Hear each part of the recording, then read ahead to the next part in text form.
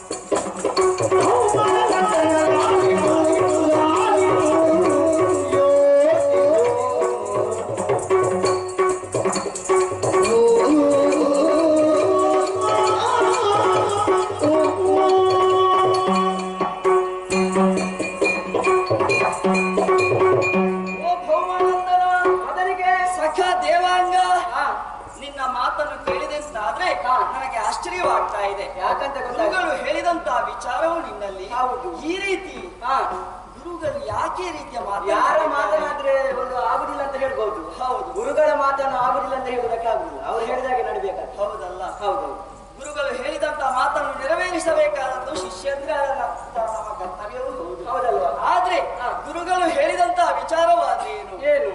ಋಷಿ ಮುನಿಗಳನ್ನು ಪೀಡಿಸಬೇಕು, ಗೋ ಹತ್ಯೆ ಮಾಡಬೇಕು, ಸ್ತ್ರೀ ಹತ್ಯೆ ಮಾಡಬೇಕು, ಭ್ರೂಣ ಹತ್ಯೆ ಮಾಡಬೇಕು ಎಂಬ ಹಾಗೆ ಈ ರೀತಿಯ ಕಾರ್ಯವನ್ನು ನಾವು ಮಾಡಿದೆವು ಅಂತಾದ್ರೆ ಖಂಡಿತವಾಗಿಯೂ ನಾವು ನರಕವನ್ನು ಅನುಭವಿಸಬೇಕಾಗ್ತದೆ. ಲೋಕದಲ್ಲಿ ಉತ್ತಮರಾಗಿ ಬಾಳಬೇಕು ಅಂತಾದ್ರೆ ರಾಜಸ ತಾಮಸ ಈ ವೃತ್ತಿಯನ್ನು ನಾವು ಬಿಡಬೇಕಾಗ್ತದೆ. ಯಾಕೆ ಬಲ್ಲೆಯ? ಯಾಕೆ ಲೋಕದಲ್ಲಿ ಗುರುಗಳು ಹೇಳಿದಂತ ಮಾತನ್ನು ಅನುಸರಿಸಿದೆ ಅಂತಾದ್ರೆ ಲೋಕದಲ್ಲಿ ಧರ್ಮ ಸ್ಥಾಪನೆ ಆಗುವುದಕ್ಕೆ ಸಾಧ್ಯತೆ ಉಂಟೆ? ಖಂಡಿತವಾಗಿಯೂ ಸಾಧ್ಯತೆ ಇಲ್ಲ. ಅಧರ್ಮ ಮತ್ತಷ್ಟು ಮತ್ತಷ್ಟು ಮತ್ತಷ್ಟು ಹೆಚ್ಚಾಗುವುದಕ್ಕೆ ಸಾಧ್ಯತೆ ಉಂಟು. ಹಾಗಾಗಿ ಇದಕ್ಕೆ ಒಂದು ಉದಾಹರಣೆ ನಾನು ಕೊಡ್ತೇನೆ. ಈ ಹಿಂದಕ್ಕಾದ್ರೂ ಏನಾಗಿದೆ, ಅಸುರ ಕುಲದಲ್ಲೇ ಹುಟ್ಟಿದವರು ನಮ್ಮವರೇ ಹಿರಣ್ಯಾಕ್ಷ, ಹಿರಣ್ಯ ಕಶ್ಯಪ,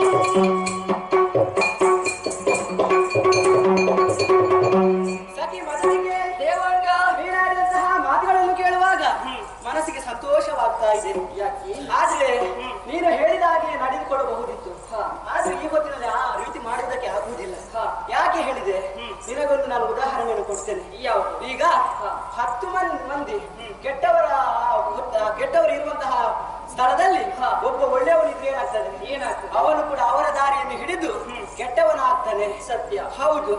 ಆದ ಕಾರಣವೇ ನೀನೇ ಸರಿಯಾಗಿ ಆಲೋಚನೆ ಮಾಡು. ಏನು ಈ ಕಹಿ ಬೇವಿನ ಮರಕ್ಕೆ ನಾವು ಬೆಲ್ಲದ ಕಟ್ಟೆಯನ್ನು ಕಟ್ಟಿ ಅದಕ್ಕೆ ಜೇನು ತುಪ್ಪವನ್ನು ಸುರಿಯುವುದಾದ್ರೆ ಅದು ಯಾವತ್ತು ಸಿಹಿಯನ್ನು ಕೊಡುವುದಿಲ್ಲ, ಖಂಡಿತ ಅದು ಕಹಿಯನ್ನೇ ಕೊಡುತ್ತದೆ.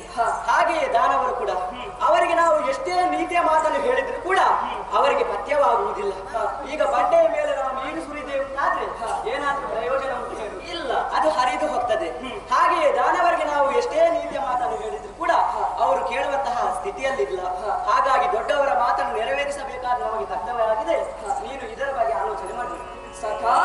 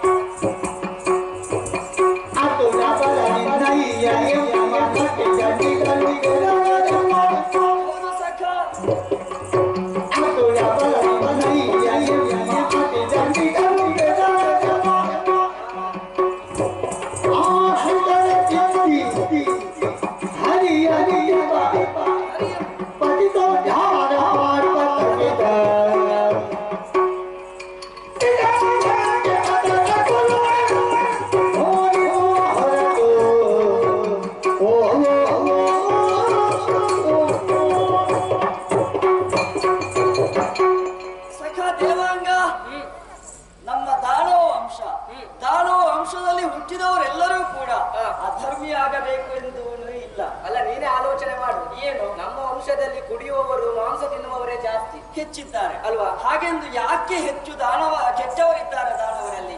ಒಬ್ಬರನ್ನು ಅನುಸರಿಸಿಕೊಂಡು ಮತ್ತೊಬ್ಬರು ಹೋಗುವುದು ಅಲ್ಲ. ಆ ರೀತಿ ಕೃತ್ಯ ಮಾಡುವವರಿಗೆ ನಾವು ಎಷ್ಟು ನೀತಿ ಮಾತು ಹೇಳಿದ್ರು ಅದು ಸುಮ್ಮನೆ ಅಂತ ಹೇಳಿ ಸಹವಾಸ ದೋಷ ಎಂಬುದಾಗಿ ಹೇಳ್ತಾರೆ. ಹೌದೌದು, ಹೌದು. ಕೆಟ್ಟವನ ಸಹವಾಸ ಮಾಡಿದ್ರೆ ಅವನು ಕೂಡ ಕೆಟ್ಟವನಾಗ್ತಾನೆ ಹೊರತು ಒಳ್ಳೆಯವನಾಗುವುದಕ್ಕೆ ಸಾಧ್ಯವೇ ಇಲ್ಲ. ಹಾಗೆಂದುಕೊಂಡು ಅಸುರ ಕುಲದಲ್ಲಿ ಹುಟ್ಟಿದವರು ಅಸುರಿ ಪ್ರವೃತ್ತಿಯನ್ನೇ ಮುಂದುವರಿಸಬೇಕೆಂದೇನೂ ಇಲ್ಲ. ಸಚ್ಚಾರಿತ್ರ್ಯದಿಂದ ಬಾಳಿದರು ಅಂತಾದ್ರೆ ಖಂಡಿತ ಲೋಕದಲ್ಲಿ ಮತ್ತಷ್ಟು ಲೋಕ ಕಲ್ಯಾಣವಾಗುವುದಕ್ಕೆ ಸಾಧ್ಯತೆ ಉಂಟು. ನಿನಗೆ ಒಂದು ಉದಾಹರಣೆ ನಾನು ಕೊಡ್ತೇನೆ. ಏನು? ಕೆಸರಿನಲ್ಲಿ ಹುಟ್ಟಿದಂತಹ ತಾವರೆ ದೇವರ ಮುಡಿಯನ್ನು ಸೇರ್ತದೆ. ಆ ಹೂವು ಮುಡಿ ದೇವರ ಮುಡಿಯನ್ನು ಸೇರ್ತದೆ. ಹೌದು, ಖಂಡಿತ ಹೌದು. ಮಾತ್ರವಲ್ಲ, ಕೆಸರಿನಲ್ಲಿ ಹುಟ್ಟಿದಂತಹ ಮರ ನಮಗೆ ಉತ್ತಮ ಹಣ್ಣುಗಳನ್ನು ಕೊಡ್ತದೆ, ಉತ್ತಮ ಫಲಗಳನ್ನು ಕೊಡ್ತದೆ. ಅವು ನಮಗೆ ಆಹಾರವಾಗ್ತದೆ. ಹಾಗಾಗಿ ದಾನವರನ್ನು ನಾವು ತಿದ್ದಲು ಪ್ರಯತ್ನಿಸಬೇಕು.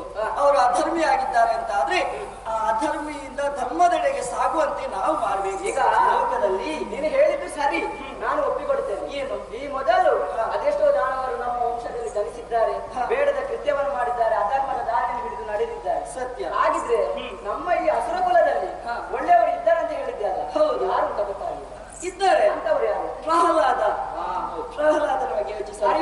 ಹರಿಭಕ್ತನಾಗಿದ್ದ ನಿಜ. ಹರಿನಾಮವನ್ನು ಉಚ್ಚರಿಸಿದ್ದಾನೆ. ಹಾಗಾಗಿ ಒಳ್ಳೆಯನಾಗಿದ್ದಾನೆ. ಮಾತ್ರವಲ್ಲದೆ ಬಲಿ ಚಕ್ರವರ್ತಿ ಈಗಲೂ ಪಾತಾಳ ಲೋಕದಲ್ಲಿ ಚಿರಂಜೀವಿಯಾಗಿದ್ದಾನೆ. ಸರಿ. ಹಾಗಾಗಿ ದಾನವರನ್ನು ಕೂಡ ಸರಿ ಮಾಡಿದ್ರೆ ಅವರು ಉತ್ತಮರಾಗುವುದಕ್ಕೆ ಸಾಧ್ಯತೆ ಉಂಟು ಸಕ. ಹಾಗಾಗಿ ನಾವು ಧರ್ಮ ಕಾರ್ಯದತ್ತನಾಗಿ